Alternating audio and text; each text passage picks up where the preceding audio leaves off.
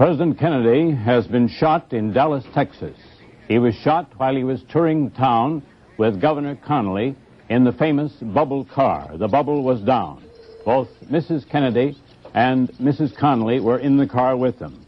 3 shots rang out, and the president slumped forward, and Governor Connally remained seated upright. So far, the latest word is that they are still alive.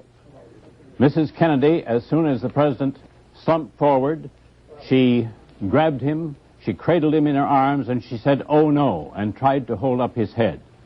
Then the car was quickly taken out of line and sped to the hospital. The president and the governor were rushed to Parkland Hospital near Dallas, the Dallas trademark, where Mr. Kennedy was to have made a speech. Thomas, the latest word is from Representative Albert Thomas of Texas, and he said he had been informed that President Kennedy and Governor Connally were both still alive after having been shot in the assassination attempt. Excuse me, Don, we have a tape from Bob Clark in Texas. Can we ask for that round? Thomas, standing outside the corridor of the emergency room in which both the president and the governor were under treatment, said he had been told that the president was still alive, but was in a very critical condition. Lord is telling us from the sheriff's office just around the corner from the position in Dallas where President Kennedy and Governor Connally was shot, that the police have a suspect which they are bringing in and which the police radio is now announcing in Dallas. Bill, do you know what the president's condition is at the present time?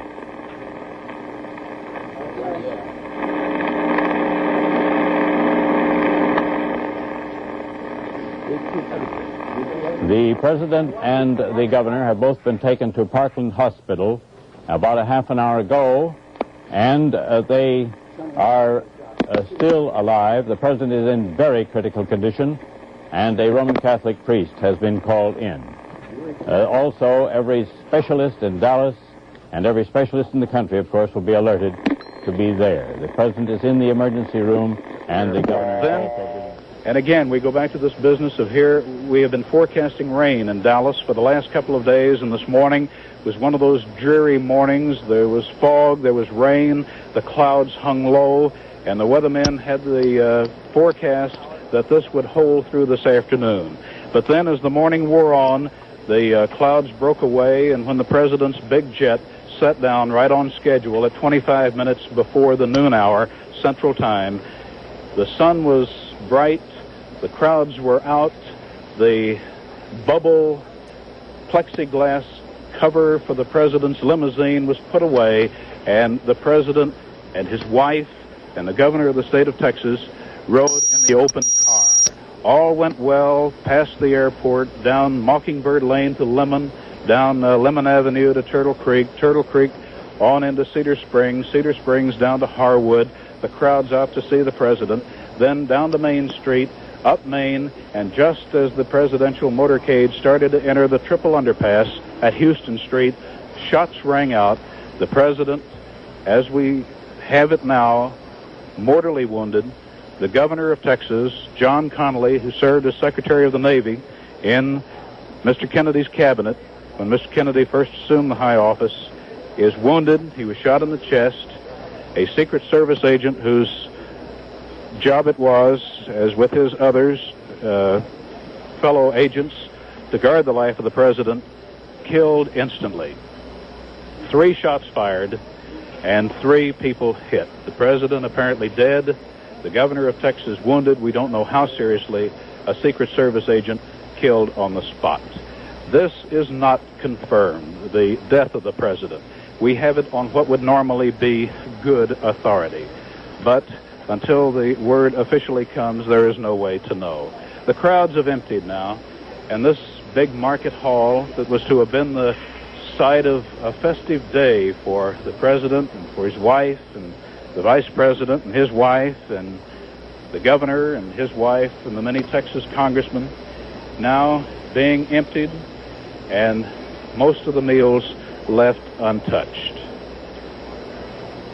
There had been a rhubarb here for a couple of weeks over who would sit at the head table. And finally, At the last minute, a protocol expert was called in, and the head table seating arrangement became final as of this morning. Rift has existed for a long time in the Democratic Party in Texas, and this rift, the Democrats will tell you, whether they be conservatives or loyalists or liberals or moderates or whatever faction of the Democratic Party they belong to in Texas, they all say that this is just an inter-party fight. Very few political signs except pro-Kennedy signs along here. Now we're coming up to the part very shortly where the assassination took place, and this is it. People have just started to run. Policemen now to the area, policemen with drawn gun. The shots have just been fired.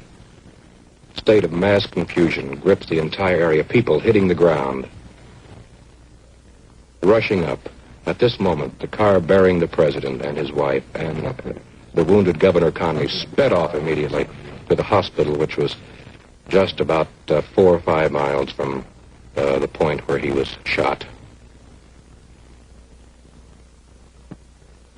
People standing around on the sidewalks just after the president had been shot.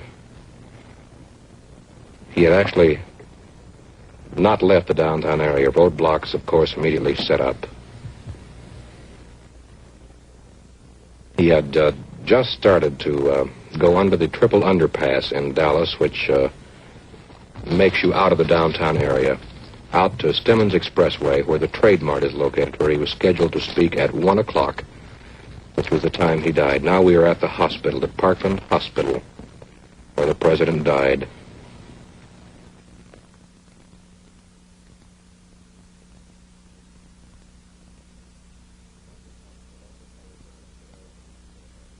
Parkland Hospital on Harry Hines Boulevard in Dallas.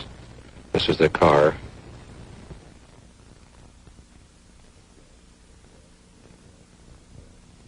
The press, some of the press. A weeping Senator Ralph Yarborough, Texas.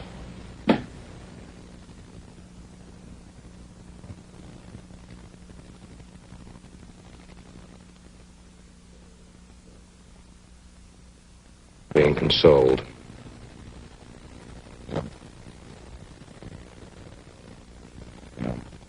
Senator Yarborough, a personal fan of the president.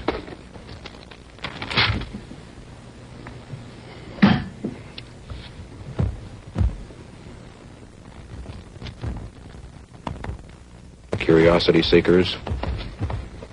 Police are moving the people back at this time.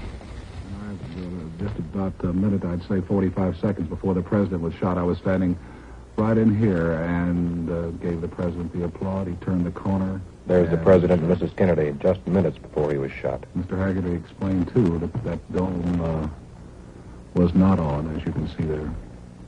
Now we're getting down. Right here is where it took place. Just as you saw... Now, here is the spot where the president was killed. This is the building which the shot was fired. In a minute, you'll see a policeman or someone crawling in the... Where's the window where the shot was fired from? Now you see policemen with guns, suspecting perhaps the man was still in the building. Bits of chicken, food particles were found in the building, indicating he had been there for some time. The weapon has been found. I do not have the exact makeup, but they found it on the 6th floor of this building. I just learned that. A German Mauser, I believe, is what it was.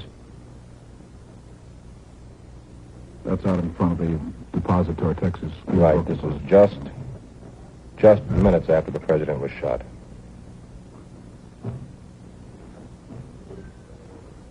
If you remember the picture there where the president turned left in the long shot, it was there that it happened. Dallas County Sheriff Bill Decker. Policemen with the guns, trained. Have no idea at all who these people may be. Evidently, they're clearing the area, is all I can say. The Capitol has learned of the president's death in stunned disbelief. Outside ABC studios, the sidewalk has been jammed with crowds following developments with shock and bewilderment on loudspeakers and TV screens.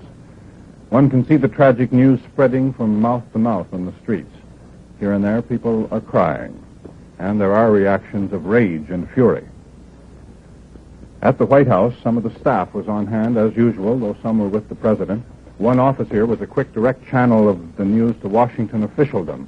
That was Senator Hubert Humphrey, who rushed to the White House after Congress was informed by way of the staff's direct communication system with Dallas, a system that follows the president wherever he goes. Crowds gathered here, too, and saw the lowering of the White House flag to half-mast when the death of the president was confirmed.